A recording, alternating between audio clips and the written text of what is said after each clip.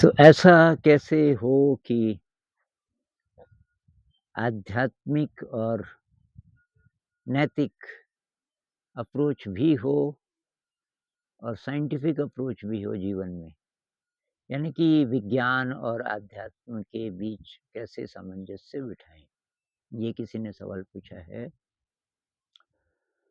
तो दरअसल जो आध्यात्म की यात्रा है वो भी पूरी साइंटिफिक है। अगर आप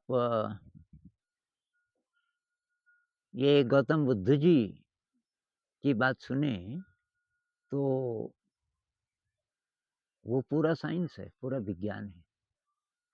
क्योंकि विज्ञान किसको बोलते हैं?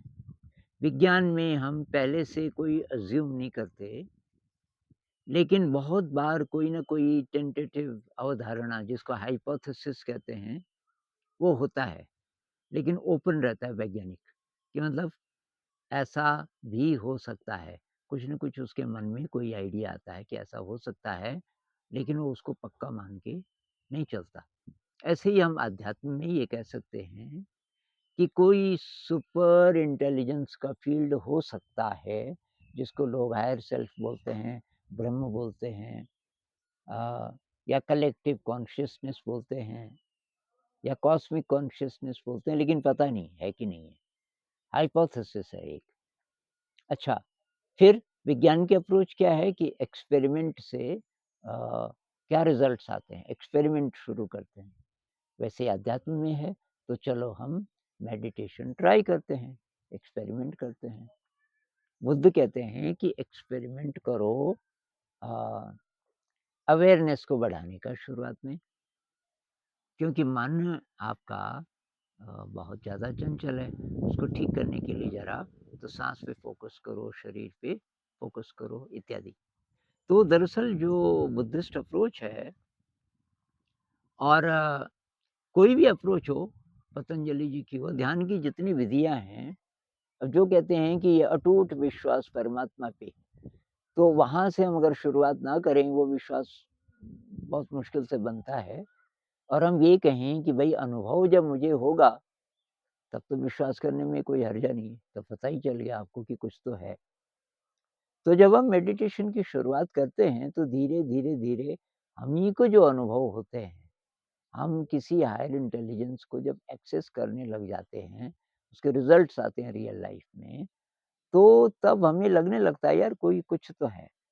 कोई है शायद ये सुपर इंटेलिजेंस का फ़ील्ड, और शायद उसी को अलग-अलग नामों से बोला गया है। तो अब ये आगे क्या है, आगे देखेंगे, एक्सपेरिमेंट करते रहेंगे। यही प्रोसेस है विज्ञान का, यही प्रोसेस है अध्यात्म का। तो इनमें कोई विरोधाभास बिल्कुल भी नहीं है। जहाँ तक मॉरल वैल्यूज़ हैं, तो मॉरल वैल्यूज़ सारी की सारी इस ये अंदर की यात्रा में मदद करते हैं। तो ये भी ऐसा नहीं है कि साहब ये अंधविश्वास है कि शील का पालन करो, हिंसा मत करो, इसका क्या संबंध है? संबंध है। संबंध ये है कि जो-जो ये चीज़ें हैं जैसे कि हिंसा है, कि भई हिंसा मत करो, चोरी मत करो, व्यभिचार मत करो, झूठ मत बोलो, ये सारे लो वाइब्रेशन के लक्षण हैं। एक कमेंट था कि वाइब्रेशन कहाँ से आ गई? वाइब्रेशन तो मैटर में होती है, मेडिटेशन में भी होती है, थोड़ा करके देखो आप, आपका शरीर वाइब्रेट करने लगता है, आप महसूस कर सकते हो। शरीर तक जब वाइब्रेट कर सकता है, तो कॉन्शियसनेस की वाइब्रेशन तो बहुत ही ज़्यादा, मतलब बहुत ही ज़्यादा फ़ास्ट होगी। तो ये जो शील हैं, पारमिताएँ हैं, ये सब सपोर्ट करने के लिए है। जिस प्रकार से विज्ञान में हम जब प्रयोग करते हैं तो उसमें बहुत सारी कंडीशंस होती हैं, कितना टेम्परेचर, कितना प्रेशर, और तब हम उसको करते हैं। बहुत ज़्यादा कंट्रोल्ड कंडीशंस में विज्ञान के एक्सपेरिमेंट्स होते हैं। वही कंट्रोल्ड एनवायरनमेंट मेडिटेशन के लिए भी ज़रूरी है। तो कुछ लोगों का ये मानना है कि 2 प्रकार के मैटर हैं। एक तो ये फिज़िकल मैटर जिससे ब्रह्मांड बना है, एटम वगैरह-वगैरह, ये वाला। और दूसरा एक सटल मैटर हो सकता है, जिसकी क्वालिटीज़ बिल्कुल अलग हैं, सटल मैटर। जैसे ब्रह्मांड में 4 ही प्रतिशत है ये वाला मैटर, फिज़िकल मैटर, एटम वाला, इलेक्ट्रॉन, प्रोटॉन, न्यूट्रॉन वाला मैटर, ये 4 ही प्रतिशत है। बाकी जो ब्रह्मांड है 94% वो डार्क मैटर और डार्क एनर्जी है, जो इससे नहीं बना। और वो क्या है पता नहीं। कुछ लोग कहते हैं कि वही ईथर का फ़ील्ड है। ईथर फ़ील्ड की थ्योरी बहुत पहले से चली आ रही है। और तो कोई सुपर इंटेलिजेंस का अ, फ़ील्ड है और वो सटल मैटर उसको हम बोल सकते हैं। सटल मैटर, लेकिन उसका वो इस मैटर से नहीं बना है, सटल मैटर। और जो सटल, क्योंकि वो सटल है तो ग्रॉस को प्रभावित कर सकता है, ये ग्रॉस मैटर है।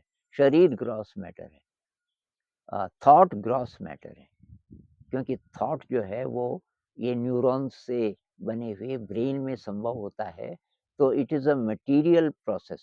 डेविड बॉम कहते हैं कि thought is a process in matter. Krishnamurti ji बोल देते हैं thought is matter. David Bohm उनको करेक्ट करते हैं कि thought is a process in matter. Matter के बिना, मतलब न्यूरॉन्स के बिना थॉट संभव नहीं हो सकता, तो थॉट भी नहीं है उतना सटल।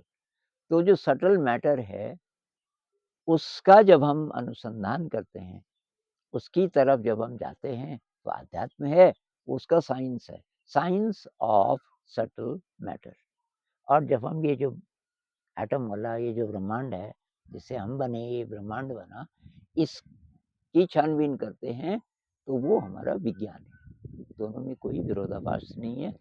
और जो मॉरल वैल्यूज़ हैं, वो अपने आप ही हमें पता चल जाएगा, वो थोपने की ज़रूरत नहीं है।